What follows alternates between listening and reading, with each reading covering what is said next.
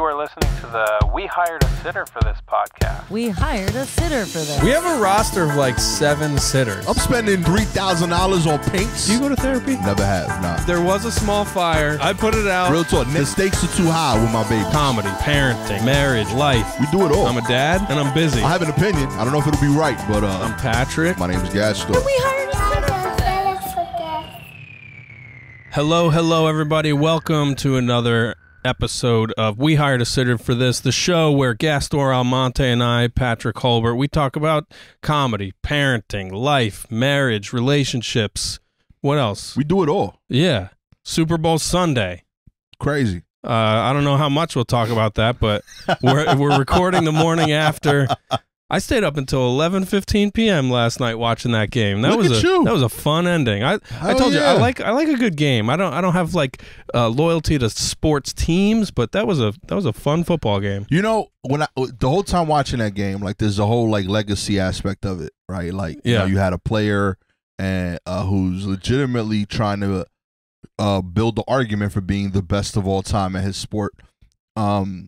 We don't have that problem as parents, you know, like, I'm glad that like I'm not being compared to the other parents. Yeah. We can just be imperfect. Yeah. You know, I don't think I'm the best parent on my block. Like, you know, like let alone greatest of all time. That's wild. You know? I'm just trying to get to the end of the game. Like I'm going to hobble across the finish line and then wake up and do it again the next day. Seriously. Yo. It is too much to ask to be the best at anything. And you also can't quantify or qualitate or whatever the words are, like what those points would even be to be the best parent. I'm a junior. I might not be the best Gastor father. Like, right. That's how wild it is. Yeah. And that is tough too when you have like such a powerful person to measure up to. I know that was an issue for my dad. My grandfather was this legendary dad.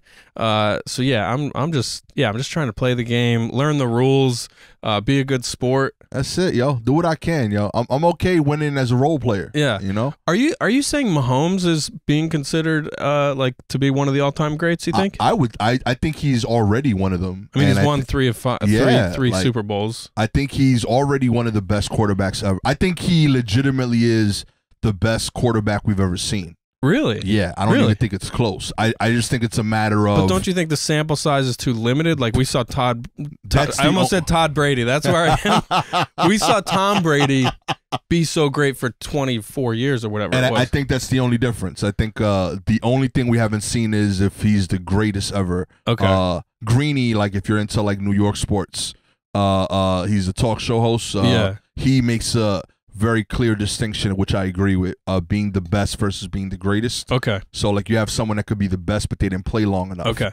So I think we've seen the best. We're watching it right now. Patrick Mahomes is the best ever to do that. Okay. But Tom is the greatest because he's done it for so long at that level. But I do think he has an argument for what he being that, and he's building a better and better case every year. Yeah.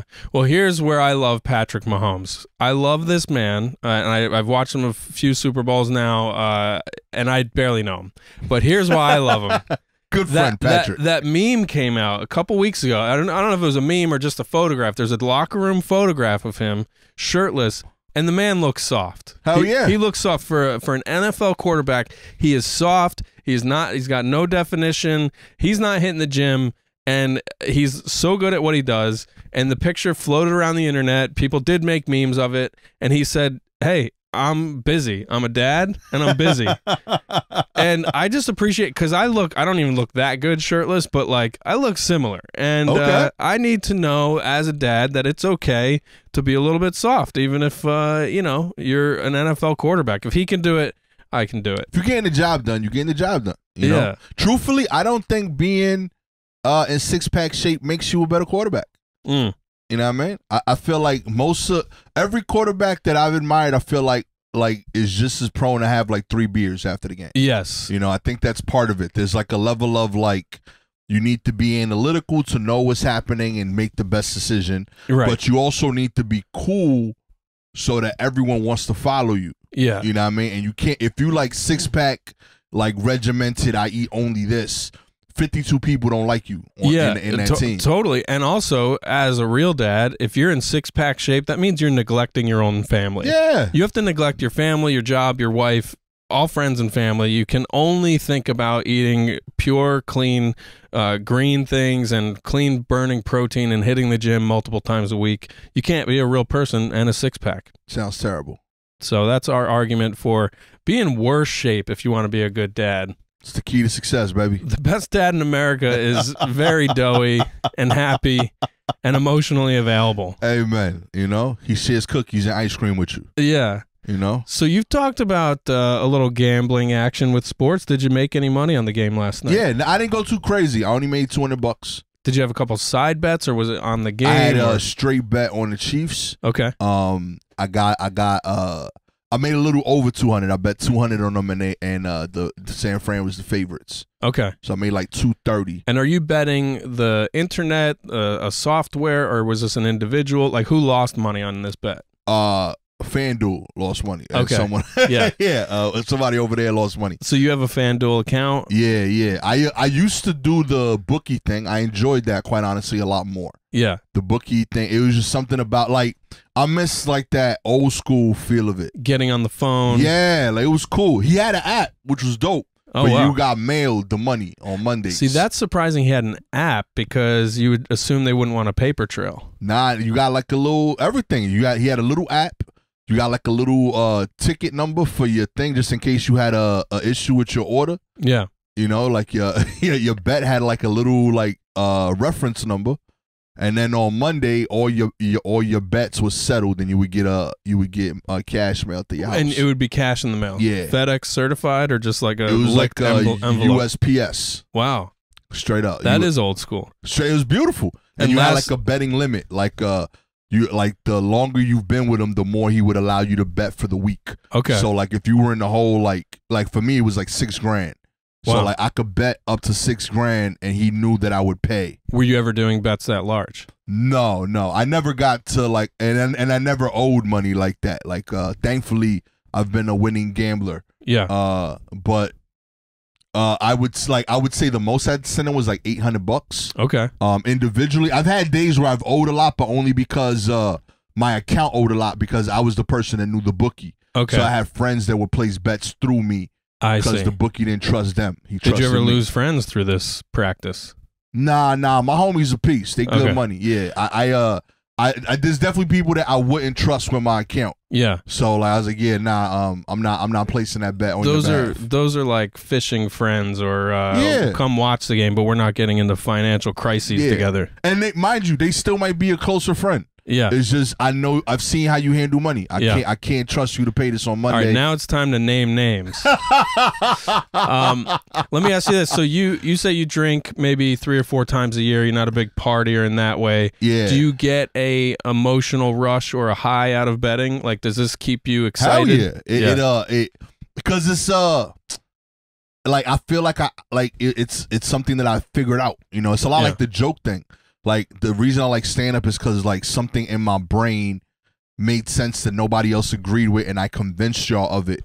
Right. You know, and you laugh. You're like, yeah, I get it, even though I wouldn't have agreed with that beforehand. Yeah. So that's what it feels like when I win a bet. Like, everyone has the same opportunity to make this bet. We all have the same information. Yeah. And I looked at that information, and I figured out what was right, and I got paid for that.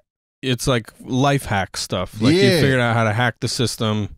Yeah, that's cool. It really feels like it's the closest I get as a modern man to feeling like I'm out hunting. Or in a video game. Yeah. You're like, Contra. You ever play Contra, the video game? You're like, oh man, it scratches an itch in the brain. It's great. Are you now, just as a sober addict, I have to ask these questions. Do you ever feel like if you can't bet, do you feel uncomfortable? Like, do you wish, like, can you watch a game without betting and enjoy the game, or could you quit at any time?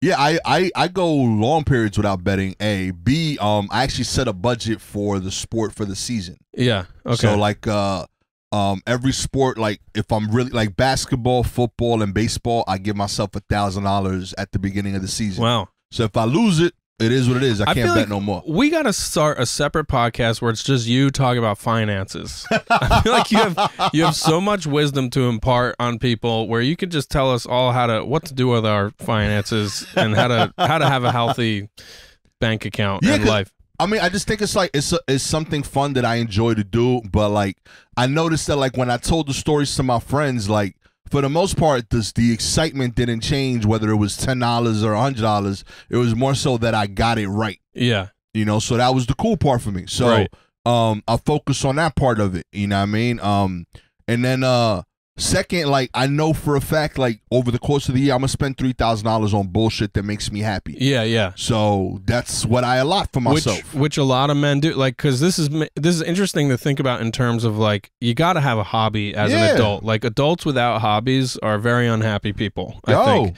So if this is your hobby, it connects you to friends. You spend $3,000 on it max a year. Hopefully you make back. And that's what I'm saying. Yeah, like usually whatever. I get something back of it. It's definitely been years I haven't, but I've never lost more than what I allotted for. Yeah. And there's also like I recognize like emotional aspects of it. So like I never bet on like my own teams. Right. Just because I just want to root for the Yankees freely. Yeah. You know, so I just want to just be there for the game to have fun. So yeah, there's certain things that like I realize, this is who I won't view this accurately because I'll just be rooting for my team. Yeah. So yeah, like I don't have like a need to do it. I just enjoy doing it. Yeah, that's wise too. You can't let emotions cloud your judgment. Yeah. And that's true for whether it's sports betting or crime in general or just raising a family. Listen, I still believe in Ken Griffey Jr., okay?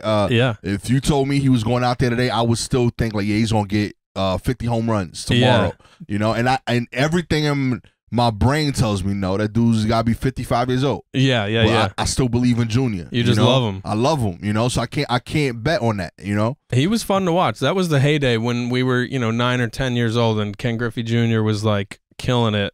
That really did feel like a magical time in baseball. Oh yeah, real talk. Even though he beat my Yankees a lot, he was still great. I love that dude as a player. He was fun to watch. He was mainly a Mariner, right? Yeah. That was most of his career? Yeah, he spent a little time in the middle with Cincinnati. Maybe? Oh, Cincinnati, right. He grew up over there. Right. But, yeah, he was mostly a Seattle Mariner, the beginning and, like, the ending. All right, so now we're going to do a sports podcast. We're going to do a finance podcast and sports. And the sports podcast is me just, like, grasping in the dark. I'm like, yeah, he was on the West Coast, right? You got the state right. You know, you were good. You know what I mean? Cleveland and Cincinnati in Ohio. Right. You good. All right. So, yeah, how have you been? So we haven't recorded in 2 weeks. You were on the road. Yeah. How did Texas go? How did Plano receive Gastor Almonte? It was good. I had a blast out there, y'all. I went to the Ross Perot Museum. Oh wow! Straight up learned what an earthquake feels like. They got like a little earthquake exhibit. Oh really? Where you hit like a button and it shakes. Why do they have that in Texas? I don't know. I think because they don't have earthquakes either. I think they want to like show people what it's like. Was this at the Ross Perot Museum? At the museums, yeah. They got like a little platform. And it has 3 buttons for like 3 different levels of earthquakes. So you can hit it and the floor shakes. That's interesting. Why though? I'm so curious. I don't know. It was all like science shit. So was he an oil man and then in government? Yeah, I only know him because he ran for president when we were kids. Like, yeah. But I think he was one of those early like entrepreneur business people who were trying to disrupt politics. So maybe he comes from oil, and maybe because of oil they want to know about earthqueks. I don't know. Maybe. That is so interesting. Why that shit was all over the place. They had like dinosaurs. That's hilarious. Straight up. They was just like, yo, you gotta go see the Ross Perot Museum. And I'm like, all right, cool. And I went. It had like a really weird escalator that was really cool. Did you go with other comics? Nah, it was just me. Other dude, the local dude couldn't make it out. He had like parenting to handle. Oh, okay. Yeah, so I was out there solo. But yeah, I mostly checked out Plano. Surprisingly, like a city. Like I thought it was gonna be like the sticks, but now Plano's like money. Yeah. There's a lot of Dallas football players that live in Plano in these like neighborhoods with mansions. I used to. My first girlfriend was from the Dallas area. I can't remember the name of her town, but she has family in Plano, and I remember driving around just observing these like enormous mansions. Yeah. And the shows were good? Yeah, the shows was peace. They like progressively got more attendance, which is always what you want. Yeah.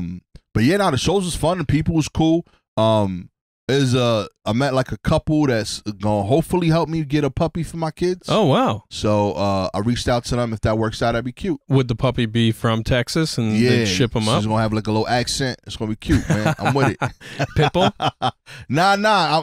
I'm accepting my fate. I'm gonna get them one of them little pint dogs, like the Yorkie. One of those nonsense. Wow, this will be fun to track. We'll track this storyline. What happens with the Texan puppy?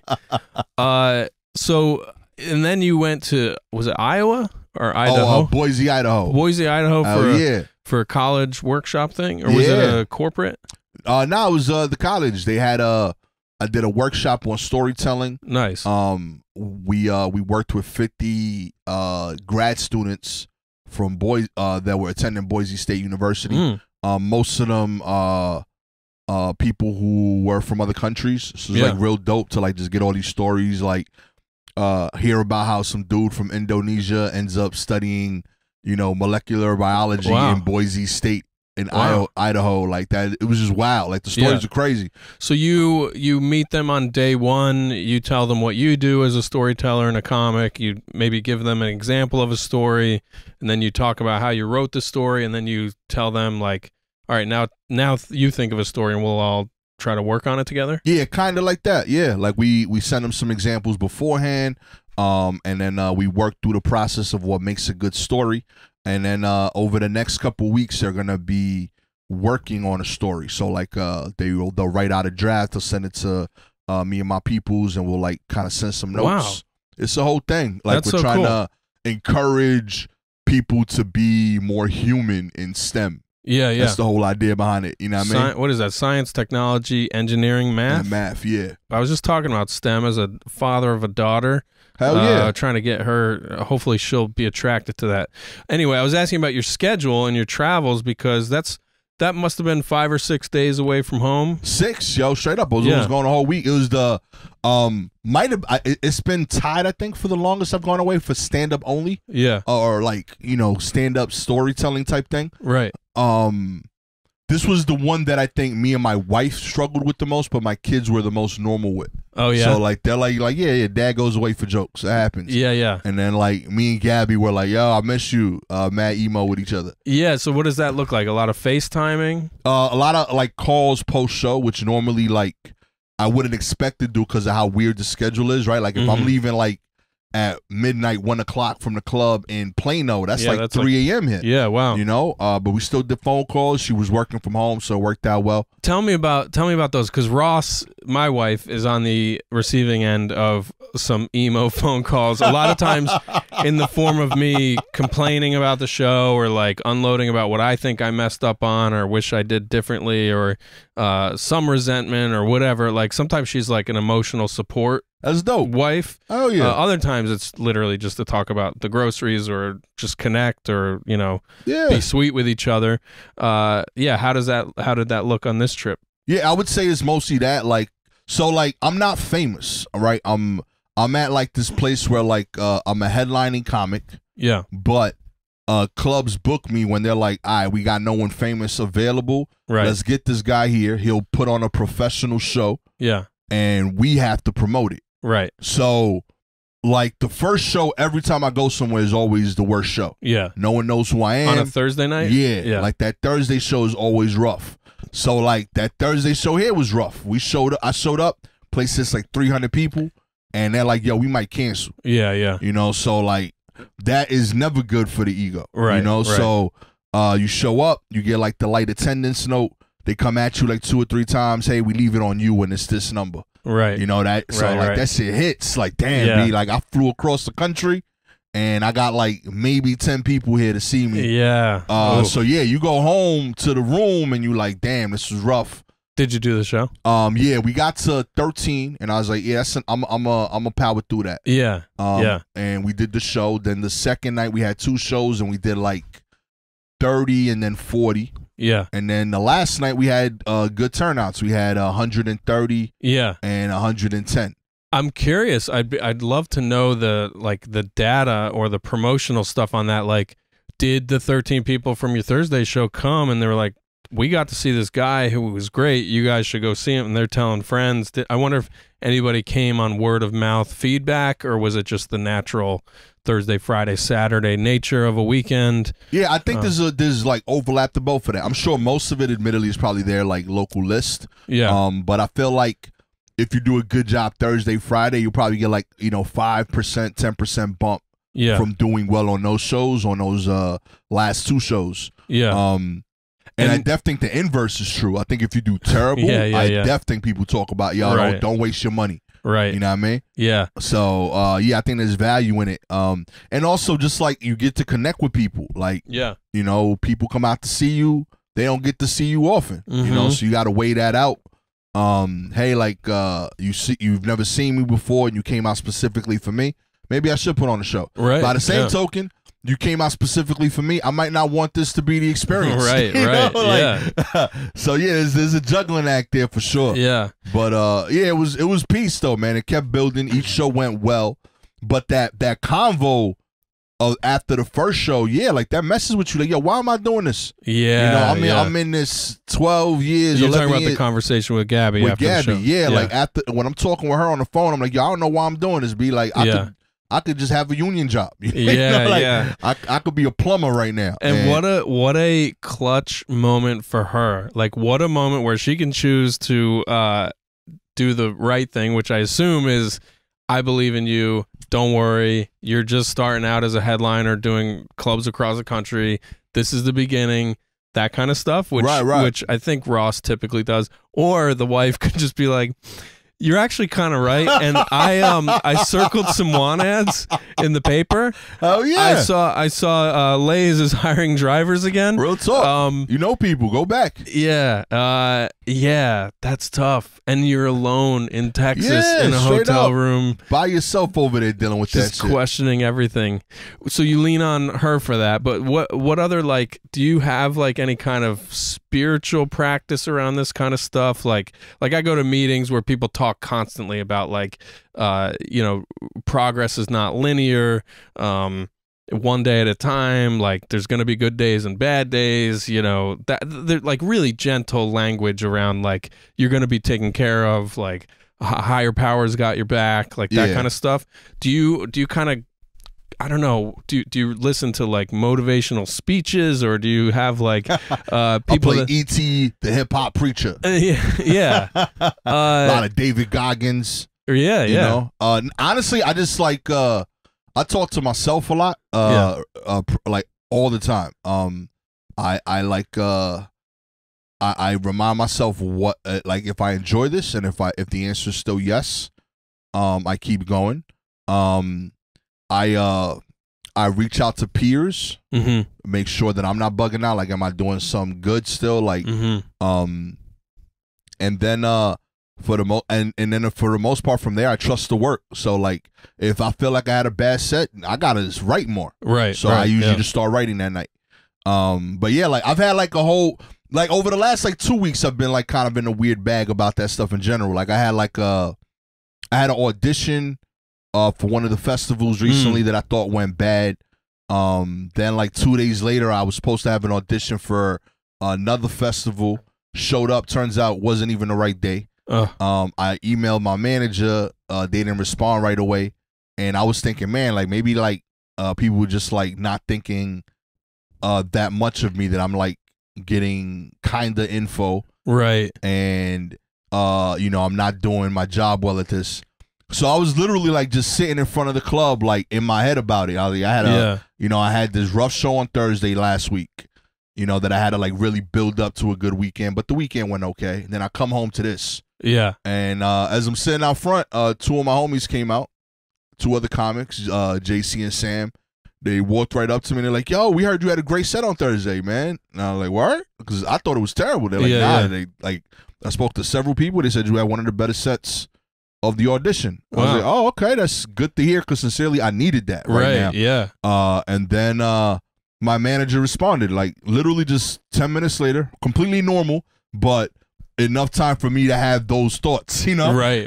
But they responded in a completely normal time and apologized, said, my bad.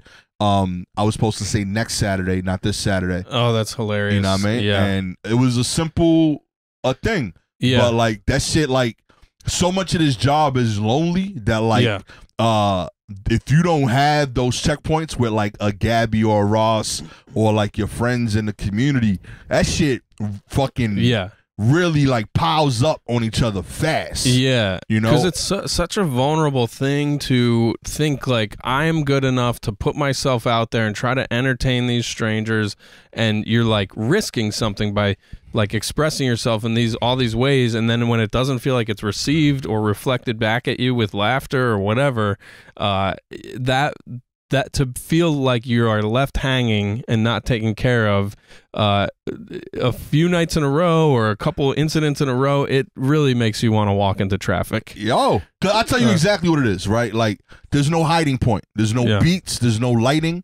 When they don't like you, they don't like you. Yes. Like, you know what I mean? Like, when no one laughed, it was like, I didn't laugh at you and your idea. Yes. You know, so it feels super personal. Like, damn, I'm fucking up. Like, for me. You know, so like it feels like weird. Like I really let my whole family down with this egotistical idea that my thoughts were enough to feed this family. Right. You know, that's fucking crazy. No one else's thoughts are enough, are they? I don't know. Maybe. Yeah. So yeah, it hurts like for real when it doesn't go well. When it goes great, like I feel like I'm walking on water type shit. Like sincerely. And it's worth the shitty. Yeah. And it's so fickle and so rapid, the differences. Like I had 2 shows in the same club Saturday night. First show, I was having all those questions, like, what am I even doing? You know, there was 30 people in the room, and it's a small little room, so it was almost felt sold out. And I was like, they did not want to hear anything I had to say. What went wrong? I started blaming them in my head. I'm like, well, they're watching too many Matt Rife videos, because there was this table that these 2 women wanted to like interact with everybody. They're interrupting everybody. Yeah. So I blame them. I'm like, well, they interrupted too much, and then one guy would interrupt sometimes. I'm like, they're watching too many Matt Rife videos. They want me to like charm them and make them the show, and I didn't want to do that. I wanted to do my material. I would kind of like make it work and move on, but it was distract. And so I start doing that thing where I'm like, it's their fault. But then I'm like, but I just watched the comic after me do quite well with the same group of people. So I'm like, maybe I just don't have what it takes, or maybe my stuff is not what people want to hear, or whatever. And then later that same night in the same room, different crowd, I feel like a god. You know? Yo. It's just crazy how rapidly that all changes. Straight up. I lost it mid-set on Saturday. I had like 17 minutes going great. Then like I had a lady in the audience that was talking, and I noticed it was distracting a group of people, and she was with her man and another person, like another friend of theirs. So like I finally addressed it. I made it super awkward. Yeah. And I didn't like, and I said it. I was like, I can make it awkward too. Mm-hmm. You know, and like, so the room's dead quiet. And then like and like I knew I was right, because like when I was talking to them, the guy was like, you didn't hear me say anything. And I was like, all right, cool, because you like basically abandoning ship. Like you like, all right, I got nothing to do with these 2 women, even though I date one of them. Right. But even like afterward, like all right, I gotta close this shit out. So I did a closing bit that worked, but it was nowhere near the momentum I had before that. So I get off stage, and like, you know, I don't really do like I don't curse. I'm not angry for the most part on stage. Like most of my shit isn't that energy. Right. So like I have that in me, because I'm still a Brooklyn dude. Like I know where to access it, but I don't want to do that on stage. That's not who I want to be in life. Yeah. So like when I got off, like it was the first time I had something like that happen at that club. Yeah. So I hit up the 2 like comics after him. I was like, yo, like you think the club's gonna back me on that? Like, am I okay? Did I go too far? And they're like, yo, you bugging. Like, you handled that super polite. Yeah. And I was in my head about that the whole drive home. Yeah. And those people probably went home, lived their lives completely fine. Yeah, yeah. You know, but they don't know like the freaking avalanche they almost pushed me over. You know what I mean? Yeah. That's so interesting to think of. You like, to restrain yourself, to prevent the Brooklyn Gastor to come out, like whether it's anger or passive aggression or rudeness or like name calling, whatever. Because I know exactly. I just want to fight people. Like I consistently like the being on stage as a comic. Like it's proof to me that words work. Yeah, you know, and I am genuinely believing that more and more. Like it's becoming my religion. Like you can talk your way through and out of everything. But I did not do that like as a kid. I like if the exact same confrontation, I would have stomped that dude out. I would have called more people over to stomp him out more.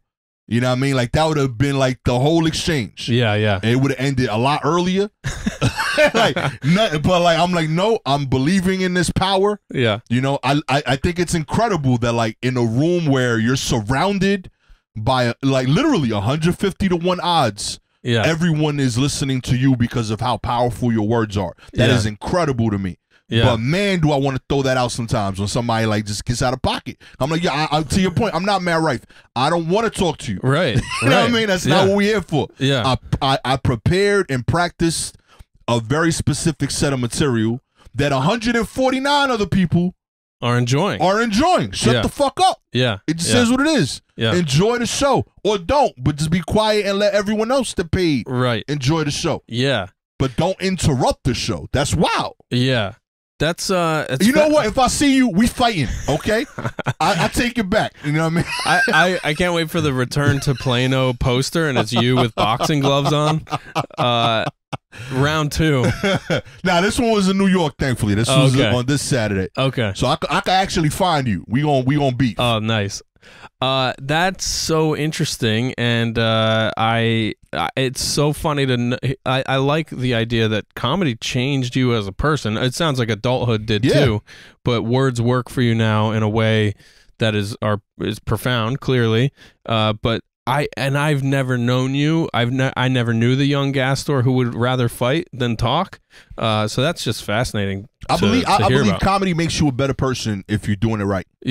I think that it takes such a level of empathy. That even roast comics have to have some level of humanity and empathy to know how to write a great roast joke. I feel like if you're doing comedy right, you're talking about your flaws. And if you analyze your flaws, you as a person, you shouldn't want to repeat them. So next year when I'm making new jokes, I can't be joking about the same complaints and flaws I had as a man before. I should be progressively getting better. You know, so every time I have a new set of jokes, it should also show that I'm no longer, or at least better with those same set of problems. So it should in theory make you a better and better person. In turn, like if I see a comic with the same issues for 15 years, like it makes me question you as a man. You as a person, like you ain't growing, like as a person, like you're able to find the problem because you're making the joke about it. But man, for 15 years, you still got a temper issue. Like that's wild, you know, like or at least you're handling your temper problem the same way. You know what I mean? So I fully feel like comedy's religion to me. Like sincerely, like every time I write a joke, it's because I find something that frustrated me and I find the funny in it. But then also I'm like, as a person, why does that bother me? You know, so I analyze it on some just human shit. And I don't want that to be an issue with me. I don't want that to be a problem. I want to fix that. You know, and then you're describing the therapeutic process. You're describing the 12-step progress. It's like, identify the problem and then figure out what your part is that you play in that problem. So I know you don't go to therapy, but it sounds like you found a way to use art to work out your issues. Look at that. So come see me. You're $200 an hour, baby. You're healed. I got you. I heal y'all. Oh, that's great. We should do I'm sure there's a million different sketches with a comic as a therapist, but you as an untrained therapist, just like, well, what's the funny part of this situation that you're describing? Oh, you've cheated on your wife again? Come on, B. Let's find a funny joke about this, and then it'll be all better. And then you'll work on that, you know? I also like the comparison of with parenting, when a problem comes up, like you've got these audience members who are disruptive and you restrain yourself from being the big version of yourself or a violent version of yourself, you have to find a way to temper your literal temper, and kind of talk to your child in a way that will connect with them. Make it awkward if you have to make it awkward, but awkward is better than violence, of course. Hell yeah. Or aggression or loudness. I'm curious if that seems like a comparison that even makes sense to you. It does, and it's for similar reason. So like part of the reason I don't spaz on an audience member is because if you came out to a comedy show, I have belief that you want to enjoy comedy. You just don't know how yet. So my job, like I'm gonna sacrifice 2 of my 20 minutes to make sure that going forward, this isn't right at this environment. Right. You know? Yeah. So there's still more comics after me. I don't want them to have to deal with your nonsense. Right. I know if I really get angry with you and like chew you out, you're prone to leave. I don't want that. You came out. Like, thank you, sincerely.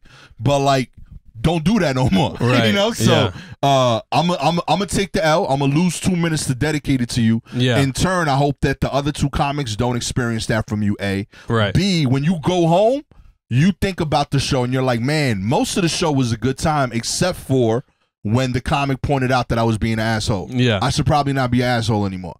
And the next time you come out, you're better for it. Or at the very least, the other 149 people get assured that they were doing the right thing. Yeah. And they continue to behave the way you're supposed to at a show. Yeah. You know what I mean? And they get that like positive affirmation that admittedly we got to fight against more with the rise of like crowd work comedy. Yeah. You know what I mean? So I think that's what parenting is. Like if I spaz out on my kid, like they're not behaving better in general. They're just trying to hide things because they don't want to get into an argument with me. That's not the goal. Yeah. You know what I mean? I want them to behave better and to know why and to be able to apply that in the future. Yeah. So like yelling or like being angry and big, that's a incredibly last resort. Yeah. Like that's so far back in the tool belt because that's not the most effective way to convey what I'm expressing and to change behavior. Right. You know what I mean?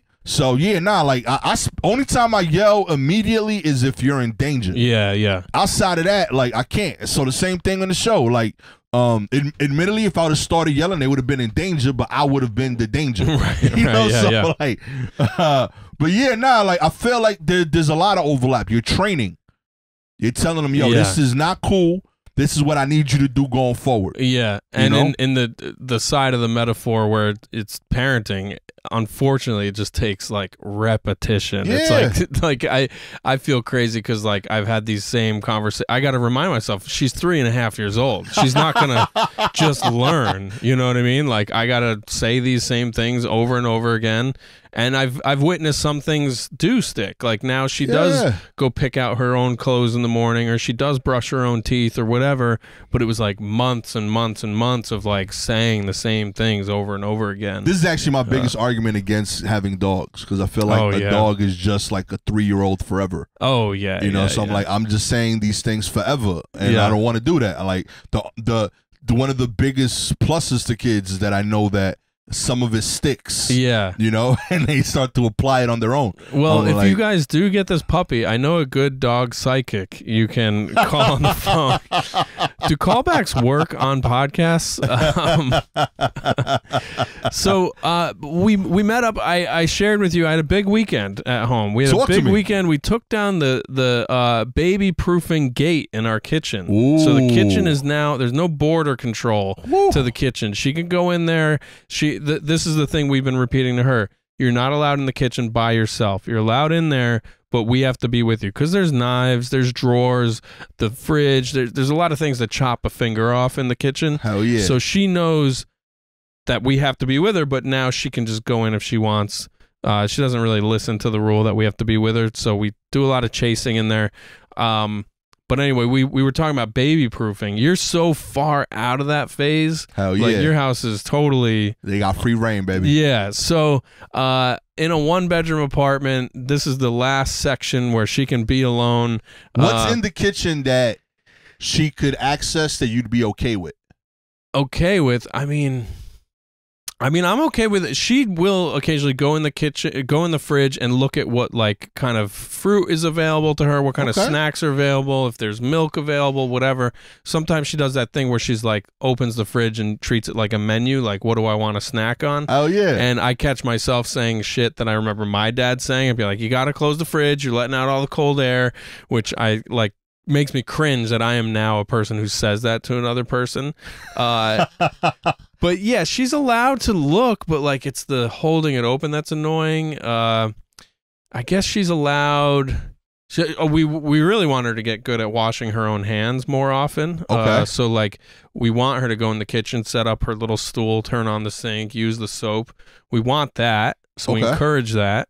So yeah, she's allowed to use the soap and the sink. Yeah, there's not a lot that we really want her getting into in there, to be honest. Yeah, I was gonna say because again, take it for what you want. No, but, this is why you're here. I need your wisdom.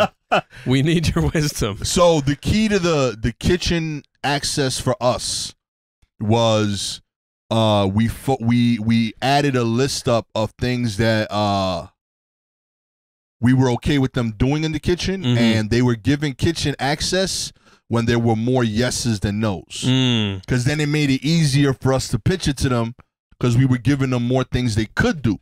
Right. And they could focus on that. Hey, you could come into the kitchen, serve yourself your own water. You could get your own juice packets, get your own fruits, you get your own snacks.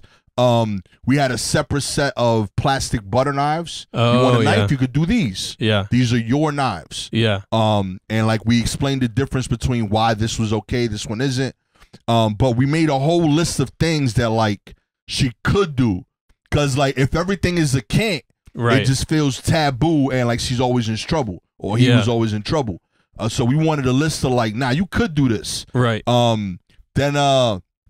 That's good. That's helpful. Yeah, so like it was something that like mentally like I feel like for the kid was easier. Yeah, I think you want to empower them, right? Yeah. You want to empower them like you don't it's not this game of like saying no to so many things. It's like what are the things we can say yes to? Like it's okay if you're in there if you're getting your own juice packet or whatever. That's good. That's good. So like we just found a bunch of things like that. And then we started in terms of like she wanted to do stuff in the kitchen. So we thought of stuff that was safe-ish. Yeah. So like there were certain foods that like we knew she could put in the microwave. Yeah. That was cool because like there's no way of hurting yourself because of the packaging. Right. It was like kind of like pre-done. Like you can't mess this up. Then she progressed to the toaster. Where she could make her own waffles and they would pop up so she couldn't, like you could grab them without burning yourself. Right. Like there was enough good that like she felt she was doing the grown-up stuff at her scale. Yeah. And then like every like 6 months we would add a thing. Yeah.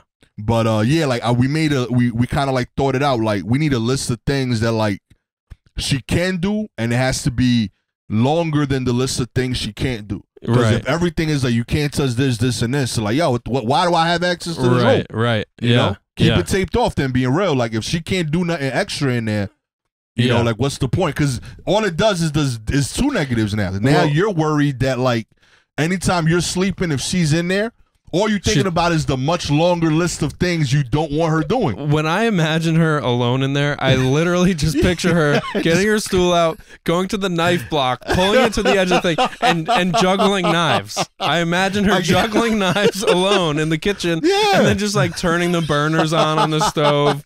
She's like not even getting a flame. She's just like huffing propane, and then she turns on the broiler in the oven, and she's like throwing stustuffed animals in there. That's what I assume she's doing. Of course, because you've come up with no positives that can happen in there. I'm just it's like fear based, and if it's not that, then it's just opening the fridge and like finding the hidden chocolate or whatever, So it's like, yeah. I'm telling you, you got to give some positives to her so that's the hope. And give her a chance to impress you. You know what I mean? Yeah, totally. Let her build on that. You know what I mean? And celebrate when she does do it right. Yeah. Let me ask you this. This is a hot topic in our home right now. Foods with like So I am a sugar addict. One of my favorite forms of sugar is breakfast cereal. I love a Count Chocula or Lucky Charms or Fruity Pebbles or Chocolate Pebbles. Like, I will go to town on a box of cereal. How often do you get Count Chocula, by the way? Isn't that like the Halloween only? Well, well, that's the thing. I haven't in years. I try to avoid it now because I really will just like abuse this stuff. But recently I got a box of Honey Nut Cheerios. I'm like, this can be my secret. That'll be like a thing I have like once a week or whatever. Yeah. That's health adjacent. But then I introduced it to her, and she has been enjoying eating them dry. And Ross doesn't love that I brought the breakfast cereal into her realm. And then simultaneously, I've been getting Franny into bacon, which I talked about recently. And some bacon is just good stuff. It's just, I mean, I know this is controversial for the vegetarians out there, but there's some bacon that's like more expensive, more organic, less stuff in there, which I don't buy because I'm cheap. So I buy the Cherry Valley, which is the store brand. I accidentally, I didn't mean to do this, but I got one that had smoked whatever, like hickory smoked, which is not like really, it's like definitely like a liquid that's just like splashed on there, and then you microwave it and it smells like it's smoked. I enjoy it because I just don't give a shit about that stuff as much as I wish I did. So I'm just giving my kid breakfast cereal that has chemicals. There's a lot of ingredients on the back. A lot of his chemicals. Bacon with this like fake smoked stuff. Ross is very unhappy about this. I don't blame her. Okay, so you're taking her side. Because I just think of how we were raised in the 80s and 90s, where it's just like we just ate like cookies or whatever. Like, there wasn't a lot of thought going into like what exactly we were eating. And I of course think I like to think I think about it, but I'm also sort of in this place of acceptance where I'm like, we just can't be perfect parents when it comes to like giving her the most natural, the most organic, the most whatever. I don't know. I guess I don't know if there's a question there, but did that ever come up for you? Yeah, I mean, my kids are actually really healthy. My wife's done a really good job of like instilling proper eating with them. She's pretty healthy in terms of what she eats as well. I'm def the issue in the house with that stuff. But in turn, I don't want them to repeat it. So we've like worked on a few things, like certain snacks that we wanted to be like staples around the house. So like we have they're constantly making like healthy PB&Js. So like we have like instead of like white Wonder Bread, like they have like whole grain or multigrain bread for people that like want fiber. Yeah. The peanut butter is always natural. And then like we get like preservative free like jelly that like it's too expensive for anything I would have had, but overall it's a super affordable, healthy-ish snack that they have with like a glass of skim milk. Yeah. So like they get some protein, they get some, and then they're able to like own that they're making it. They don't need to ask us. Yeah. Then we keep like fruits around. So like they got like tangerines and stuff like that. So we tried to build all the like, I want to munchie on something real quick. All of those are like healthy. Right. And then but they still hit like the sweet thing, if you will. Like they still kind of like satisfy that. Then we keep like cooked chicken cutlets and like and most of those are like healthy, like breading and baked. Yeah. So that if they want like a high protein snack, those are there. Yeah. Yeah. And again, like it's just something that's like always available around the crib. And that kind of checks off a lot of the boxes. And then like we're constantly like they have like their own water bottles that they got to drink. And then the last thing we do is check their protein. So like you want a donut? Like, what did you have with that? Did you have eggs? Right. You know, the cereal thing. We started making them mix the milk with a scoop of protein powder. Oh, nice. That's interesting. So that way, like, the protein powder, like with the milk, it still has a similar consistency after you shake it. But like with just the bowl and the milk, it wasn't enough protein to like carb. Yeah. And it would get filled with less cereal. Right. You know, so it makes it more of a meal than just like this fast burning sugar bomb. Yeah. Yeah. So like we did that pivot. In the mornings, they kind of both fast. Michaela does coffee and eggs. Coffee drinker. Yeah, every morning. Young teenager. Yo, wow. that's the only one I didn't agree with, but my wife, culturally, they've drank coffee since like 5. Costa Rican? Yeah. Yeah. So like she's been making coffee her whole life. Like Michaela wakes up in the morning, makes her own coffee, makes another pot for Gabby, and leaves for school. Wow. I love the idea of a sophisticated, is she 15, 14? 15 now. A sophisticated 15-year-old high schooler just like at the espresso machine, like making a delicious coffee before the day. She used to, like, since 3rd grade when we did like school field trips, she showed up with like her own like canteen. That's like hilarious. She'd be an 8-year-old and like at the museum, like with her own coffee mug. The parent-teacher conference are like, your daughter's very energetic and focused, and she's quite interested in all the materials. So straight up, yo. Whatever you're doing, keep it up. Yeah, yo. When she was, my wife used to like go to a lot of the trips. And like she was like, yo, like at the end of every trip, like one parent always comes over and asks if they can have some of Michaela's coffee. That's hilarious. Yeah, straight up. She out there with Bustelo in the city, yo.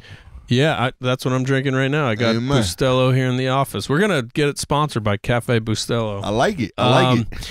That's yeah, so it sounds like they are very empowered over diet and food, and you know, something Ross says as a mantra through one of her like birth like child care whatever, something she learned was like, our responsibility is to get the food and provide the food and put it in front of her. It's her responsibility to eat it. Yeah. And it sounds like that continues through life. Like you guys have created like what makes sense for you and your family and what you are willing to give them as options. Yeah. And they've like met you in the middle and are doing like, are really conscientious about what they eat. That's great. Yeah. Cause like, so like there's this fish that I don't even know the name of it in English, but like it's called bacalao. That like my dad swear, like he would make me eat it as a kid, and I hate it with all that is me. Like it might be my mortal enemy is bacalao fish, and he like swears by it. And like my dad, when he owned the bodega, like 2 times a week, he would pick me up, make me bacalao. I'd have to eat it. My mom ain't there to defend me. Yeah. You know, and she would show up, and if I was sad, she knew it was a bacalao day. Like I just had to eat that shit. Yeah. And my dad, you know, he wasn't doing it out of malice. He was like, yo, every baseball player I know eats bacalao. My son eating bacalao. Yeah. You know? But that shit stinks. I don't like the smell of it. And he would tell me how healthy it was. I don't care. I was 6. Right? And when we had kids, they each had like things like that. Like my daughter for like one day when she was like 4, she just told us, I don't want to eat cheese anymore. Right. And then she's back to eating cheese again. Yeah. But there was like a 7-year period where she was just like, I don't eat cheese. My son will not have beans, which as a Dominican and a Puerto Rican is wild. Yeah. Like, but he's like, I refuse. He's like, I don't like how they feel. Right. And he won't have them. So we talked to both of them about it. We explained the pluses and minuses. We showed them alternatives. I broke their logic. Like I was like, Michaela, like she's like, why don't you like cheese? She's like, it looks weird. I was like, you eat mac and cheese? She's like, yeah, but that's not cheese. I'm like, okay. You like pizza? Again, not cheese, but like you don't want cheese on your sandwiches? Nope, not at all. I was like, okay. Then like we're eating, I was like, you don't like beans? Like, no. I was like, you are okay with the smashed beans that they put on the burrito because it's not beans? Like, yep, that's fine. Don't know that those are beans.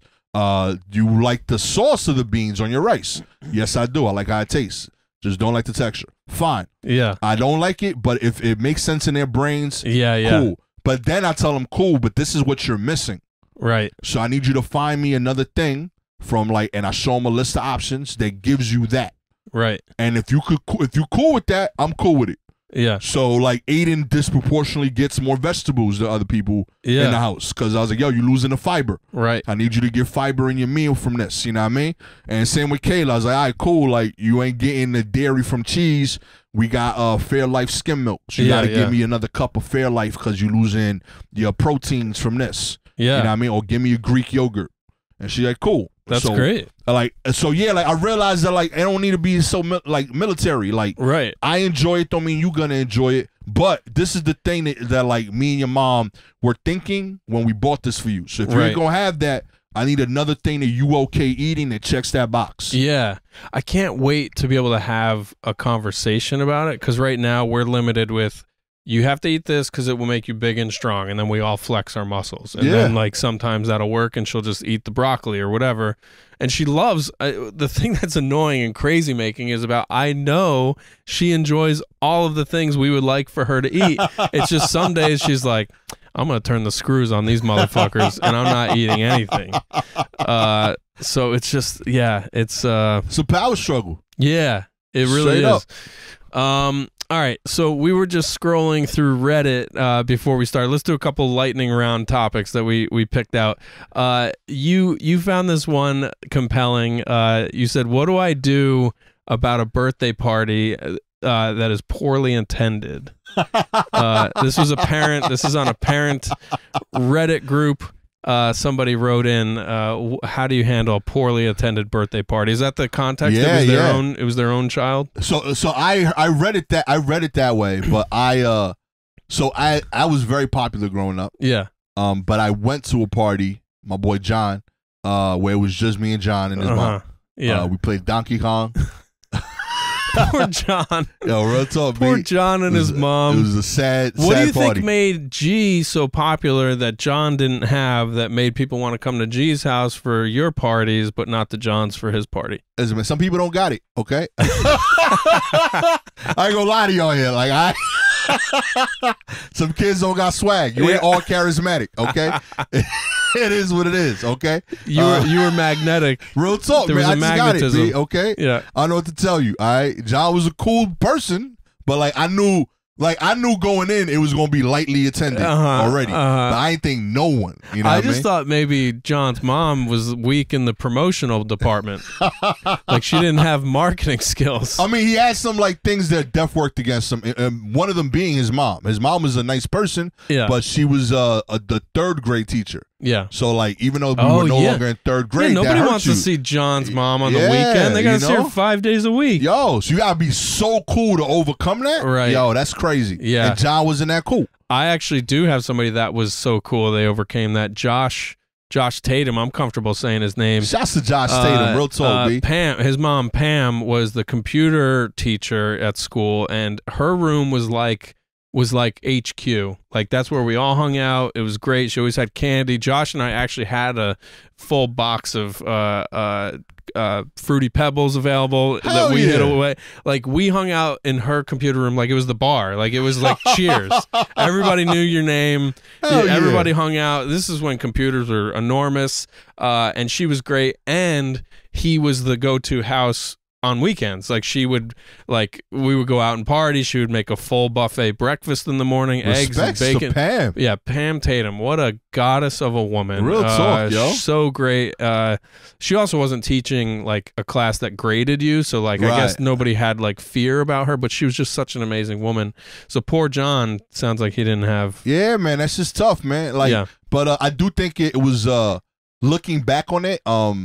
I don't know if it was that day, but I definitely know most of my early memories of being empathetic are from that year. Interesting. And that was one of the like first moments. Middle school age or something? 4th grade. Okay. So, and I genuinely remember, like when I got there, I was like, oh, this is rough. Yeah. And then like when we started playing, like he said, he's like, I know this is whack. Nobody's here. And like I remember like my heart is breaking for John. You know, and I remember like thinking about it and being like, nah, man, this is cool. I'm having a good time. And like making that decision of like, nah, I'm gonna power through this party. Like I'm gonna make it through the whole joint. Everything his mama got planned, we doing all of this shit. And you're gonna be a good friend to John, or the best friend you can be, or whatever. Like, it sounds like you weren't his best friend or anything. Nah, but like, he was a cool kid, but he definitely wasn't like my homie. Yeah. I transferred into that school. So like I didn't have the 3rd grade issue with the mom. He was just another cool kid to me. Yeah. And like I knew his mom, she was still in the building. But like none of those things affected me. But like I definitely remember being in his crib and like making the decision of like, nope, I'm not calling my mom. I'm not having to pick me up. I'm gonna stay here for this whole John one-on-one party. Yeah. You know, and I feel like it was like the first like moment where I remember like deciding to be a good person. Yeah. You know? That's interesting. Yeah. So I think that's what I'm thinking about when I hear that. Like, as a parent, if I take my kid to a party like that, I think it's a learning opportunity for that kid. Yeah. If it happened to me, I'd be heartbroken. Like, I'd be like, damn, B, like I'm raising a whack ass kid. Well, that's what I'm curious about with your kids. Like, do you think you actually can? It's not even possible to teach personality. It's possible to teach certain soft skills, like people skills, but like you can't really like teach them to be magnetic or charismatic or whatever. But you can teach them. Like I heard a thing recently. Somebody said it's more important to be interested than it is to be interesting. Agreed. And I think that's an easy thing to say to a kid. Is like, yeah, just ask your new friend questions, and then they'll ask you questions or whatever. But yeah, does it? You just made the joke, like, I'm raising a whack kid if nobody comes to the party. But, like, what if that does happen? Or what if you do notice that's a pattern? Like, how do you, like, what is the role of the parent to be like, hey, you got to learn to, like, I don't even know what that looks or sounds like. Yeah. I mean, I would be proactive. I would put them in clubs. Yeah. I would start playing the long game. Like, you a Herb right now. It's okay. It is what it is. Nobody fucks with you. It's okay. Nobody likes you. But we can make 18-year-old you very likable if we start working now. Yes. All right, we gotta treat this like the emergency that it is. All right, what are all the cool things that you would like to do? Right, you are in all of those clubs now. Yeah, every after school is you learning how to be a more well-developed person. Right, at 18. Like right now, we this is a sunk cost. And I wonder if you are direct about it or you kind of like secretly manipulate this stuff so that you're not saying to the kid like, hey, let's get real, you've had too many lonely days at the playground in a row, it's time for us to really take action. Or do you just do it? I jokingly I would be direct, but like I think I would coax around it, but I would ask a lot of questions every day, like, who'd you talk to today? Right, you know what I mean, what'd you do? Word? Okay.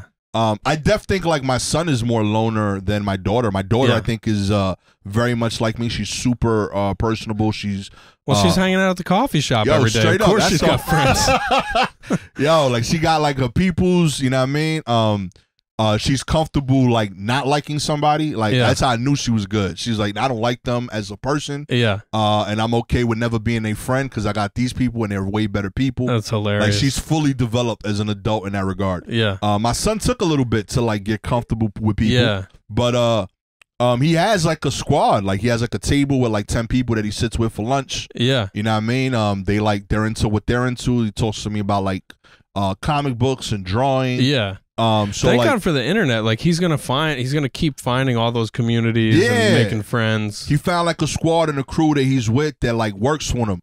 And works for him. But yeah, like I was definitely concerned because like by comparison, like it's noticeable that like she's way more that. Right. But in turn, I also think that like he noticed it and picked up the slack. Like when we hang out at family functions initially, like she fully mingles with the adults and he wasn't.